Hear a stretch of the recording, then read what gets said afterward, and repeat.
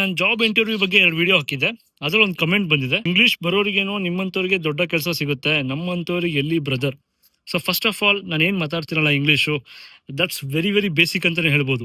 And ಇನ್ನೊಂದು fact ಹೇಳ್ತೀನಿ, ನನಗಿಂತ higher level, senior level developers ಇದ್ದಾರೆ ಅಥವಾ ಏನೋ ಡೆಲಿವರಿ ಹೆಡ್, ಅವ್ರದ್ದೆಲ್ಲ ಇಂಗ್ಲೀಷ್ ಕೇಳಿದ್ರೆ ನೀವು ನಕ್ಬಿಡ್ತೀರಾ. ಅಂದರೆ ತುಂಬ ಬೇಸಿಕ್, ಅಂದರೆ ಅವರು ನಮಗಿಂತನೂ ಕೆಟ್ಟದಾಗ ಮಾತಾಡ್ತಾರೆ. ಟು ಬಿ ಆನೆಸ್ಟ್, ರಿಯಾಲಿಟಿ ಆಗಿರ್ಬೇಕಾದ್ರೆ ಮೇಲ್ ರೈಟಿಂಗಲ್ಲಿ ಪ್ರಾಪರ್ ಫಾರ್ಮೇಟಿಂಗ್ ಇರಲ್ಲ, ಅಂದರೆ ಗ್ರಾಮೆಟಿಕಲಿ ಸಿಕ್ಕಾಪಟ್ಟೆ ಮಿಸ್ಟೇಕ್ಸ್ ಇರುತ್ತೆ, ಮಾತಾಡ್ಬೇಕಾದ್ರೂ ಹೆಂಗೋ ಮಾತಾಡ್ತಾರೆ.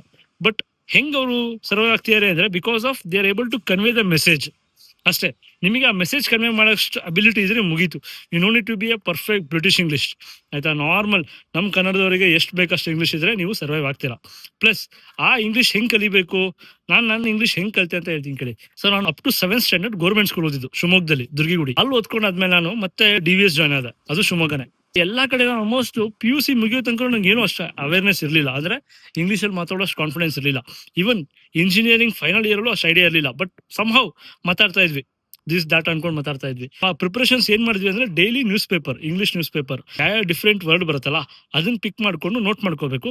ಆ ವರ್ಡ್ಸ್ ಮೀನಿಂಗ್ ಡಿಕ್ಷನರಿ ಅಥವಾ ಯೂಟ್ಯೂಬ್ ಅಥವಾ ಗೂಗಲ್ ಹಾಕ್ಬಿಟ್ಟು ಸರ್ಚ್ ಮಾಡಬೇಕು. ಲೆಟ್ಸ್ ಎ ಇನ್ಎವಿಟಬಲ್, ಅಂದ್ರೆ ಇನ್ಎವಿಟಬಲ್ ಅಂದ್ರೆ ಏನು, ಸಾಧ್ಯನೇ ಇಲ್ಲ ಅವಾಯ್ಡ್ ಮಾಡೋದಕ್ಕೆ.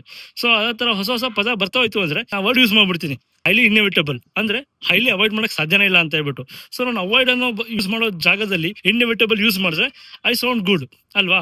ಅದನ್ನ ನೋಡ್ಕೊಂಡು ನೀವು ಇಂಗ್ಲೀಷ್ ನಿಮಗೇನೋ ಬರುತ್ತೆ, ನೀವು ದೊಡ್ಡ ಕೆಲಸ ಸಿಗುತ್ತೆ, ನಮಗೆ ಕೆಲಸ ಸಿಗಲ್ಲ ಅಂತ ಹೇಳ್ಬಿಟ್ಟು ಅನ್ಕೋಬೇಡಿ.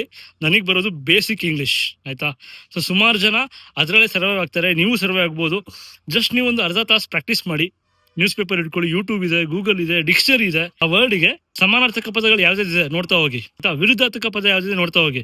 ಸೊ ನಿಮ್ಗೆ ಸಿಂಪಲ್ 1 ತಿಂಗಳಲ್ಲಿ ಕಲಿಬಹುದು ಮನಸ್ಸು ಮಾಡಿದ್ರೆ. ಬೇಡ, ನಿಮ್ ಕೆಪಾಸಿಟಿ ಸ್ವಲ್ಪ ಸ್ಲೋ ಇದೆ ಅನ್ಕೊಂಡ್ರೆ ಒಂದು 2-3 ತಿಂಗಳಲ್ಲಿ ಪ್ರಾಪರ್ ಇಂಗ್ಲಿಷ್ ಕಲಿಬಹುದು. I wish you all the best. Never underestimate yourself. Next level English ಮಾತಾಡ್ತೀರಾ. ಸುಮಾರು ಎಕ್ಸಾಂಪಲ್ಸ್ ಗಳಿದೆ. SP ನೋಡ್ಬೋದು, ರವಿ ಡಿ ಚನ್ನನ್ ಅವರೊಂದು ಇಂಟರ್ವ್ಯೂ ಹೇಳಿದ್ದಾರೆ, ಅವ್ರಿಗೆ ಇಂಗ್ಲಿಷೇ ಬರ್ತಿರ್ಲಿಲ್ಲ, ಅವ್ರು ಹೆಂಗ್ ಮಾತಾಡಿದ್ರು. ಇಟ್ಸ್ ಆಲ್ ಅಬೌಟ್ ನೆಸೆಸಿಟಿ, ಆಯ್ತಾ. ನಿಮಗೆ ಆ ಕೆಲಸ ಬೇಕು ಮಾಡಬೇಕು ಅಂದ್ರೆ ನೀವು ಕಲಿತೀರಾ. ಇಂಗ್ಲಿಷ್ ಈಸ್ ನಾಟ್ ಡಿಫಿಕಲ್ಟ್, ಆಯ್ತಾ. ನಮ್ಮ ಮೈಂಡ್ ಸೆಟ್ ಮಾಡ್ಕೊಂಡ್ರೆ ಯಾವ್ದು ಕಷ್ಟ ಅಲ್ಲ. ಟ್ರೈ ಮಾಡಿ, ಆಗತ್ತೆ.